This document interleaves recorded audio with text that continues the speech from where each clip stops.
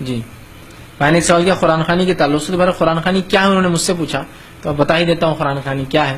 قرآن خوانی یہ ہوتا ہے کہ آپ کبھی کوئی نئی دکان لیتے ہیں، نیا مکان بناتے ہیں، ٹھیک ہے، اور کوئی نئی چیز خریدتے ہیں، اور آپ چاہتے ہیں کہ بس ایک بار میں پورا بیڑا پار ہو جائے، زندگی بھر پہ ضرورت نہ پڑے، تو اس کے لیے قرآن خوانی کرتے ہیں، لوگوں کو بلا کے پڑھوا کے پوری برائیوں کو بلاؤں کو نکال کے ساری برکتوں کو زندگی بھر کی ایک بار میں بلا کے زندگی بھر پہ قرآن نہیں کھولتے آپ، اس کو بولتے ہیں قرآن خوانی۔ ایک بار دکان میں قرآن پڑھا، اب زندگی بھر نہ پڑھنا ہے نہ اس پہ عمل کرنا ہے، دھوکہ دھڑی سب کرنا ہے، تو ایک بار پڑھا لیتا، گھر بنا ایک بار پڑھا لیا۔ جو زندگی بھر قرآن پڑھتے ہیں ان کو قرآن خوانی کی ضرورت ہوتی ہی نہیں ہے، تو یہ عمل ہوتا ہے برکت کے لیے، کسی کام سے پہلے قرآن پڑھواتے ہیں، اور مجبوراً لوگ پڑھتے بھی ہیں بیچارے۔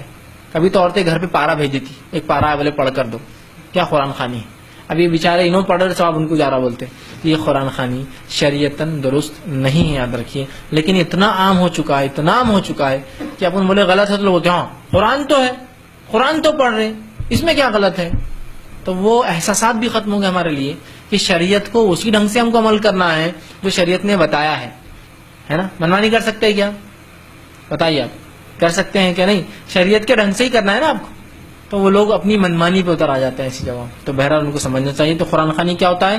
دکان، مکان، گھر، گاڑی، عمارت، شادی ہوئی تو پہلی بار یا کوئی مر گیا تو سب کو جمع کر کے پڑھا کے ایک بار میں اس کا بیڑا پار کر دیتے، پھر زندگی بھر نہ اس دکان میں قرآن پڑھا جاتا، نہ اس مکان میں قرآن پڑھا جاتا، نہ اس شخص کے لیے ضرورت ہے، اور اس کی مغفرت کا بولتے ذریعہ اور برکت کا ذریعہ رحمت کا ہو جاتی ہے۔ ایسا نہیں ہے، قرآن کو تا حیات انسان کو پڑھنا ہے، اس پہ عمل کرنا ہے، تبھی اس سے برکت، رحمت اللہ کی طرف سے، فضیلت، فائدے اور نفع ہو سکتا ہے، خالی ایک بار پڑھنے سے۔ تو وہ قرآن خوانی کا اصل تصور اس طرح سے۔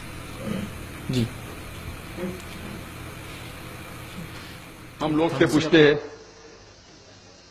قرآن شریف کیوں نازل کیا گیا، تو لوگ کہتے ہیں جب اوپننگ سرمنی ہوتی نا، اوپننگ سرمنی آفس کی، تو قرآن شریف پڑھنے کا، جب گھر کا افتتاح ہوتا ہے تو قرآن شریف پڑھنے کا، جب کوئی مر گیا تو قرآن خوانی کرتے۔ تو قرآن شریف نازل کیا گیا تھا قرآن خوانی کے لیے، اور لوگ کرتے ختم قرآن، ختم قرآن 1 2 3 ختم قرآن کے رمضان میں 3 بار 4 بار 10 بار، الحمدللہ آپ کو ثواب ملے گا، انشاءاللہ ملے گا۔ لیکن اگر آپ رمضان میں 2 بار ختم قرآن کرتے ہیں، میری یہ رائے رہے گی کہ 1 بار عربی میں پڑھو اور 1 بار ترجمہ پڑھو، وہ بہتر ہے، کم از کم سمجھ میں تو آئیں گا آپ کو۔ اور اگر آپ چاہتے ہیں کہ اوپننگ سرمنی میں قرآن خوانی ہو یا افتتاح ہو گھر کا تو قرآن خوانی ہو، کوئی مر جاتا قرآن خوانی، میں کوئی قرآن کے آیت میں صحیح حدیث میں نہیں جانتا ہوں کہ محمد صلی اللہ علیہ وسلم یا صحابہ کوئی مر جاتا تو قرآن پڑھتے تھے یا کوئی افتتاح کے لیے قرآن پڑھتے تھے۔ اگر آپ کو قرآن پڑھنے کا ہی ہے تو میں یہ کہتا ہوں کہ آپ قرآن اگر پڑھتے ہیں 100 مائل کی سپیڈ کے اوپر، 30 لوگ کو بلاتے اور 1 گھنٹے میں ختم کرتے، تو میں کہتا ہوں کہ 2 گھنٹے کے لیے بلاؤ، عربی بھی پڑھو ترجمہ بھی پڑھو، نہیں تو 30 کے بدلے 60 لوگ کو بلاؤ۔ ایک آدمی اگر 1 پارا پڑھتا ہے تو ایک آدمی کو بولا آدھا پارا پڑھو عربی میں اور آدھا پارا ترجمہ پڑھو، کم از کم وہ قرآن تو پڑھنا حدیث میں لکھا نہیں، لیکن کم از کم اگر آپ ترجمہ پڑھیں گے تو آپ کو علم تو حاصل ہوگا، اور انشاءاللہ کچھ چیز کے اوپر عمل تو کریں گے۔ تو قرآن کو سمجھ کے پڑھنا بہت ضروری ہے، بہت ضروری ہے۔ اور ایک مثال میں پیش کرتا ہوں کہ اگر آپ فرانس جاتے ہیں ایک ڈگری حاصل کرنے کے لیے، بی ایس سی کی ڈگری، آپ فرینچ نہیں جانتے، آپ کلاس اٹینڈ کرتے ہیں، کلاس اٹینڈ کرتے ٹیچر استاد آپ کو پی دیتا ہے، پریزنٹ، بولتا ہے حاضر ہے، حاضر ہے تو پی لکھتا ہے، present, P four present, English میں پریزنٹ۔ آپ پورا سال پریزنٹ رہتے، پی ملتا ہے آپ کو، آپ خوش ہے۔ جب ایگزامینیشن آتا ہے تو کوشچن پیپر، سوال کا جو پیپر ہوتا ہے وہ آپ کو فرینچ میں ملتا ہے، آپ کو فرینچ نہیں آتی، آپ کچھ سمجھ نہیں سکتے، لیکن ایگزامینیشن میں بھی آپ کو پریزنٹ ملتا ہے، پی۔ کیا آپ جواب دے سکیں گے پیپر کا؟ آپ کچھ سوال ہی نہیں سمجھے تو جواب کیا دیں گے؟ تو یہ پی جو ہے وہ پریزنٹ کے لیے، پاس کے لیے نہیں، آپ ایگزامینیشن میں فیل ہو جائیں گے۔ تو آپ صرف قرآن شریف عربی سے پڑھیں گے، آپ کو پی ملے گا، لیکن وہ پی پاس کے لیے نہیں ہے، پریزنٹ کے لیے، موجود، حاضر۔ ہمیں غلط فہمی ہے کہ ہم پڑھیں گے تو جنت میں جائیں گے، صرف پڑھنا کافی نہیں ہے، پڑھ کے سمجھو اور قرآن مجید پہ عمل کرو تو انشاءاللہ آپ جنت میں جائیں گے. اور اصال ثواب سنت سے ثابت ہے. جی قرآن خوانی اصال ثواب سنت سے ثابت ہے، لیکن میرے نبی کی سنت سے نہیں، انڈیا پاکستان کے مولویوں کی سنت سے. نبی کی سنت میں قرآن خوانی اصال ثواب کے، جو یہ قرآن خوانی کا اصال ثواب ہے کہ قرآن پڑھا اور پڑھنے کے بعد کہا اللہ یہ 2 قرآن فلاں بابا جی کی روح کو اصال ثواب، اور ادھر سے بلٹی گئی ادھر چھوٹ گئی، یہ اللہ کے رسول کی سنت سے ثابت نہیں ہے. سنت سے ثابت کیا ہے؟ اللہ کے نبی فرماتے ہیں ایک شخص جنت میں اچانک اس کے درجات بلند ہو جاتے ہیں، وہ کہتا ہے اللہ میرے تو عمل بھی نہیں ہے، میرے درجات بلند کیوں ہو رہے ہیں؟ تو مالک فرماتا ہے تیرا ایک نیک بیٹا. کون سا بیٹا؟ جی کون سا بیٹا؟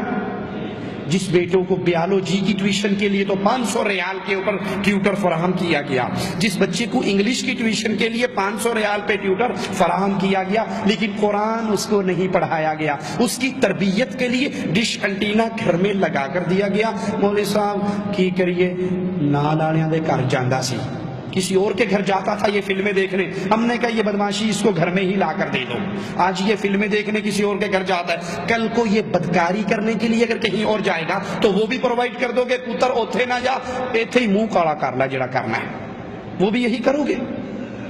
وہ بیٹا جس کو ڈش انٹینے، جس کو کیبل، جس کو فلمیں، جس کو گانے، جس کو نئے والیم، وہ سارے دیے ہوئے. مولوی صاحب نماز کے لیے گئے ہوئے ہیں، اللہ اکبر، پہلی صف میں کھڑے امام کے پیچھے بڑے خوشی و خضوع سے نماز پڑھ رہے ہیں، اور بیٹا گھر کے اندر میگزین پڑھ رہا ہے، سویا پڑا ہے، گانے سن رہا ہے، فلمیں سن رہا ہے، اور یہ واپس آ رہے ہیں تسبیح پھرتے ہوئے استغفر اللہ استغفر اللہ استغفر اللہ. جی آپ کا بیٹا نماز میں نہیں تھا، اولاد جوان ہو گئی ہن قابو نہیں آندی. جب یہ چھوٹے تھے تو نے تب سے اس کو برباد کیا تھا، تب سے گھر میں ٹی وی، تب سے گھر میں ڈش انٹینے، تب سے گھر میں کیبل، تب سے گھر میں بدکاری بدماشی کے آلات تو نے لا کر دیے تھے. آج جہنم میں اگر یہ بیٹا جائے گا تیری ٹانگ کھینچ کے لے کر جائے گا ساتھ. وہ کہے گا اللہ میری تو اولاد، میرے تو کوئی اعمال نہیں، درجات کیوں بلند ہو گئے؟ مالک فرمائے گا میرے بندے تیرا نیک بیٹا تیرے لیے دنیا میں دعا کرتا ہے، اس دعا کی وجہ سے تیرے درجات بلند ہوتے ہیں. باقی گٹھلیوں پہ آیت کریمہ پڑھ کے بلٹی کرنا، قرآن پڑھ کے بلٹی کرنا، یہ مولویوں کا دھندا ہے، پیٹ بھرنے کا دھندا ہے.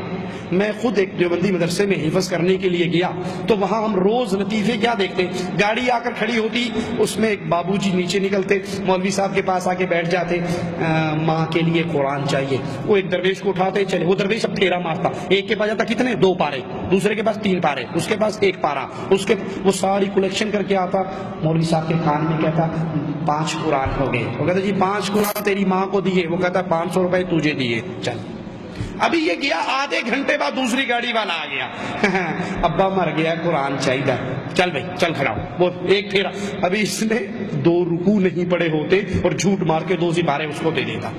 اگر یہ سسٹم چلنے والا ہوتا تو غریب مارے جاتے، امیر جیت جاتے. کیوں؟